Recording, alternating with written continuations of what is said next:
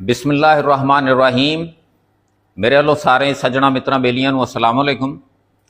मैं Mahmood Akhtar SSO incharge 132 KV grid station Chishtian. ਇਹ जिन्नियां लाइनां मेरे पिछे नज़र आ रही ने ये सारियां चिश्तियां दे इलाके नूं सप्लाई दिंदियां ने।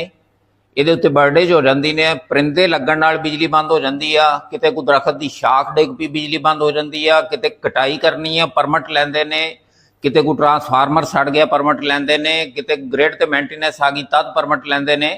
इन्हां सारियां सूरतां दे विच तुसीं बिला झिझक काल करके पुछ सकते जे। साडे ते फर्ज आ कि असीं तुहानूं जिहड़ा हैगा सही इतला दईए, सही दसीए, ताकि तुहानूं पता होवे कि इस लाइन की सप्लाई इन्ना टाइम बंद रहनी है, इस लाइन की सप्लाई इन्ना टाइम बंद रहनी है।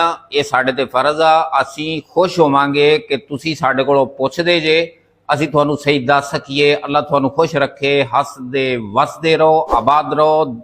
इस सिस्टम वास्ते साडे वास्ते दुआ करते रहा करो। अल्लाह खुश रखे। अल्लाह हाफिज़।